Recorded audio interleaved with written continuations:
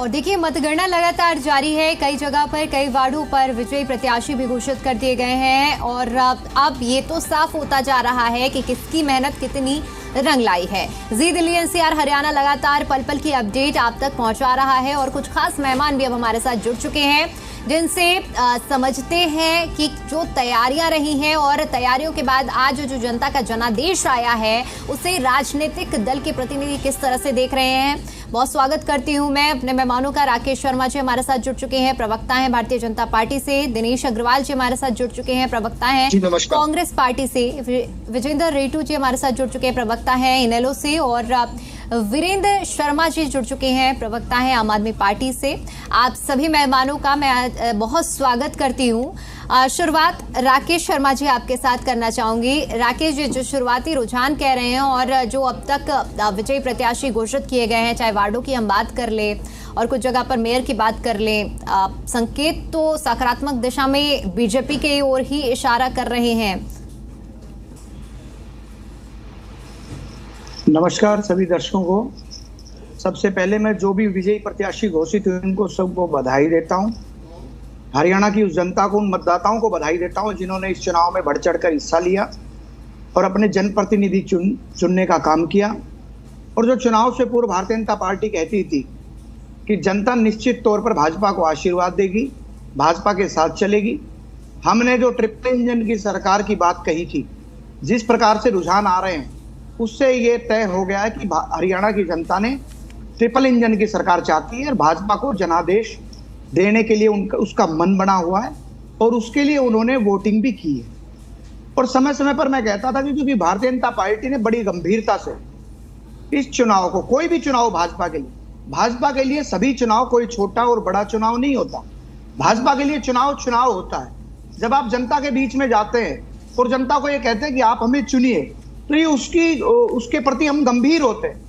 चाहे हमारा प्रदेश का नेतृत्व हो, चाहे केंद्र का नेतृत्व हो, चाहे बूथ पे बैठा हो हमारा छोटा सा कार्यकर्ता ही क्यों ना हो, वो भी उतना ही गंभीर है जितने हमारे माननीय मुख्यमंत्री नायब सिंह सैनी जी इस चुनाव को लेकर गंभीर थे, माननीय मनोहर लाल जी इस चुनाव को लेकर गंभीर थे। हमारे सभी सांसद, विधायक और मंत्रीगण ने जिस प्रकार से ताबड़तोड़ कार्यक्रम किए और जिस प्रकार से जनता के बीच जाकर के अपना विजन दिया कि ट्रिपल इंजन की सरकार विकास के लिए क्यों जरूरी है और भाजपा के साथ जनता ने जाने का निश्चय किया, जैसा कि रुझान आ रहे हैं, मैं सभी मतदाताओं को बहुत बहुत बधाई देता हूं। और क्योंकि देवतुल्य मतदाता देवतुल्य होता है, देवता के समान होता है, वो न्याय करता है, वो देखता है कि भाई आपका हित किसके साथ है, वो जानता है कि आपको किसके साथ चलना है, किसके साथ चलने से विकास की जो गति है उसको गति मिलने का काम मिलेगा और किसके साथ जाने की होने का काम मिलेगा। तो जनता सब चीजों को जानती है, पहचानती है और जनता ने बढ़ चढ़कर चुनाव में हिस्सा लिया है। और भाजपा की तरफ जो कि रुझान आ रहे हैं, निश्चित तौर पर 10 में से हम 9 सीटों पर हम आगे चल रहे हैं मेरे के लिए, और अलग अलग जगह के भी रुझान आ रहे हैं। और कांग्रेस की स्थिति तो मैं इलेक्शन से पहले भी मैंने कहा था, जब जिस दिन रिजल्ट आएंगे आप उस दिन देखना इनके वक्तव्य क्या होंगे। कांग्रेस तो क्योंकि चुनाव को सीरियस लिया ही नहीं। कांग्रेस के तो बड़े बड़े नेता कह रहे थे कि ये छोटा चुनाव है, ये छोटा चुनाव, हम छोटे चुनाव में नहीं जाते। जब कोई भी पार्टी का नेतृत्व ये कहता है कि ये छोटा चुनाव है, इसका मतलब आप लोकतंत्र में जो देवतुल्य जनता है आप उसको अपमानित करने का काम कर रहे हैं, आप लोकतंत्र को कमजोर करने का काम कर रहे हैं। आप एक तरफ तो कहते हैं संविधान संविधान संविधान और लोकतंत्र की बात करते हैं, और दूसरी तरफ आप जो संविधान का जो प्रमुख स्तंभ मैं मानता हूं लोकतंत्र, और लोकतंत्र के अंदर भी चुनावी प्रक्रिया, आप उसको धत्ता बताते हैं, उसके लिए कहते हैं कि छोटा चुनाव है हमारे लिए। तो जनता सब चीजों को समझती है, सब चीजों को जानती है। और बिल्कुल राकेश जी, जनता बहुत समझदार है और सोच समझकर ही जनता अपने मताधिकार का प्रयोग करती है। दिनेश जी, राकेश जी अभी जिस तरह से कांग्रेस के बारे में जिक्र करते हुए अपनी बात रख रहे थे कि जो रुझान कह रहे हैं, और ये रुझान जो आज कह रहे हैं इसका दावा तो बीजेपी बहुत पहले से कर रही थी। ट्रिपल इंजन की सरकार बनाने के लिए जनता से आह्वान किया था और वो आह्वान आज बीजेपी के लिए एक पॉजिटिव दिशा में जाता हुआ नजर आ रहा है। क्या आप भी इस बात से इत्तेफाक रखते हैं कि जो छोटा चुनाव का टर्म उन्होंने यूज किया है कि इस वजह से कहीं ना कहीं रुझान आज बीजेपी के खेमे में जाते हुए नजर आ रहे हैं?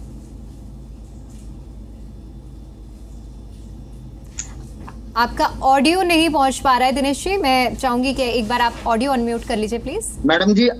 मैडम जी आपको नमस्कार, आपके सभी दर्शकों को नमस्कार, पैनल पर बैठे साथियों को नमस्कार करते हुए मैं एक बात कहना चाहूंगा कि मैंने जिस गंभीरता के साथ इनको सुना है कि भाजपा के प्रवक्ता कम से कम मुझे सुने, वो बीच में ना बोले। आप देखिए, जिस देश का प्रधानमंत्री चुनाव में आकर ये कहे कि 8 तारीख को महिला दिवस है और महिला दिवस के दिन अब आप सभी बहनों के खाते में 2,500 रुपए पहुंचेंगे, ये मोदी की गारंटी है। इस तरह का वक्तव्य देश का प्रधानमंत्री देता है और 8 तारीख को उनकी दिल्ली की सरकार कहती है कि केजरीवाल तो खजाना खाली कर गया, हमारे पास पैसा नहीं है देने के लिए। जब यही प्रश्न हरियाणा की विधानसभा में पूछा गया कि लाडो लक्ष्मी बहन के नाम के 2100 रुपए कब दोगे, तो कहते हैं कि यह मामला विचाराधीन है। ये बात करते हैं चुनाव में गंभीरता की। मुझे खुशी होती है अगर ये बात करते अपने वायदों में गंभीरता की। जनता से जो वायदे करते हैं उनमें गंभीरता कहीं नहीं दिखती। हाँ, चुनाव में गंभीरता दिखती है। वो किस लिए? वो सत्ता लोलुपता है इनकी।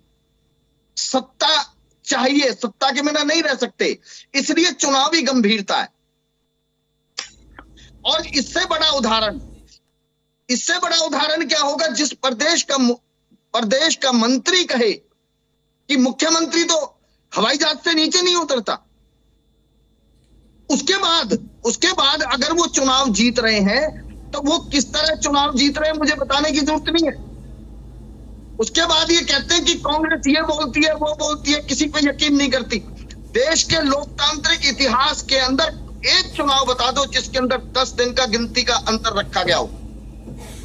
पोलिंग और काउंटिंग के बीच में 10 दिन का अंतर। हमने तभी कह दिया था कि ये 10 दिन का अंतर क्यों रखा जा रहा है।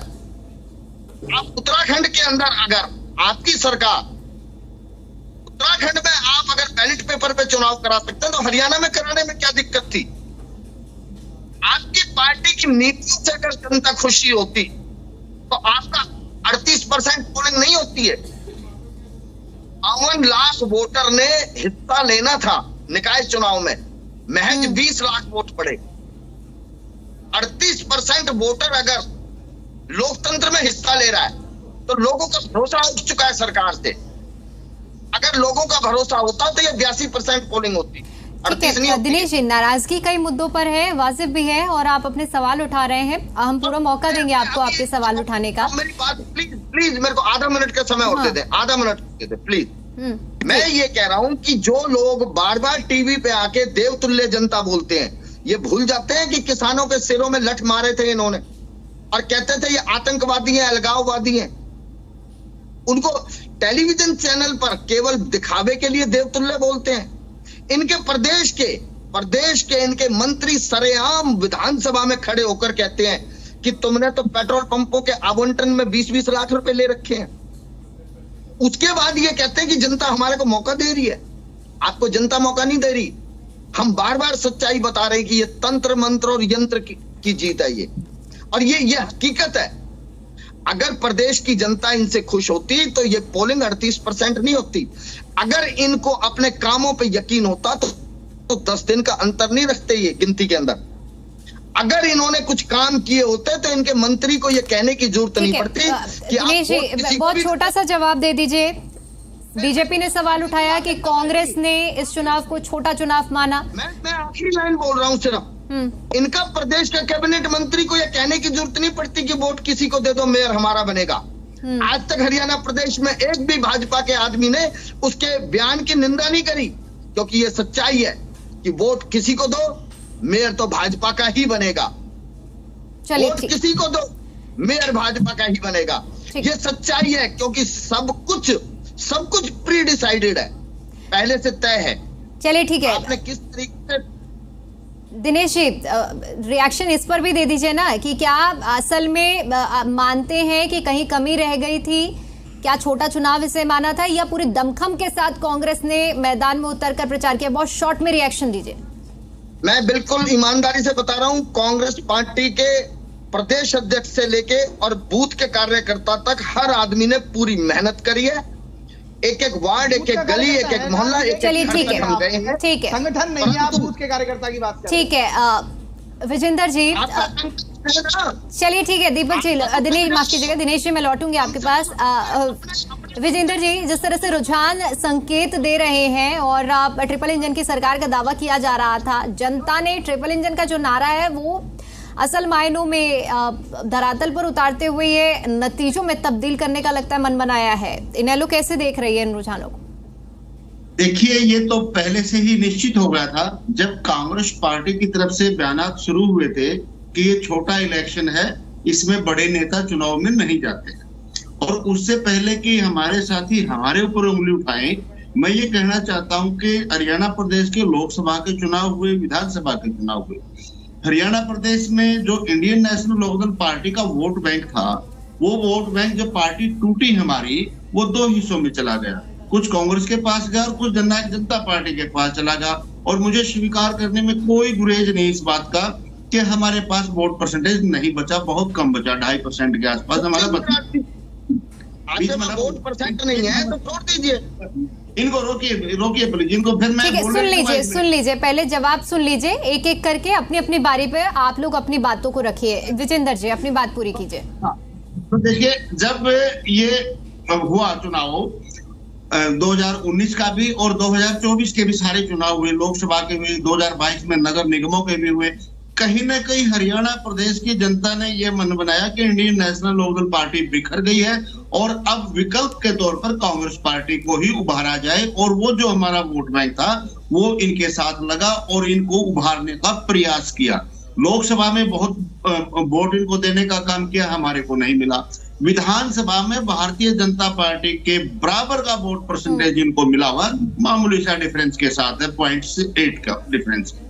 और अब क्योंकि ये निकाय चुनाव आ गए, अब हमने भी ये देखा जब हरियाणा प्रदेश की जनता बार बार कांग्रेस को ही आगे बढ़ाने का काम कर रही है तो वो कांग्रेस को बढ़ाए। भाई, जनता जनार्दन होती है, देवतुल्य जनता है, इसमें कोई शक नहीं, जो वो चाहती है वो कर ले। लेकिन आज हरियाणा प्रदेश की जनता बड़ी पछता रही है, दुखी है कि बार बार कांग्रेस को मौका देने के बाद भी कांग्रेस अपने पैरों पर खड़ी ही नहीं हो पा रही है। जानबूझ करके भारतीय जनता पार्टी की झोली में वोट डलवाने का काम करती है, इनको जितवाने का काम करती है।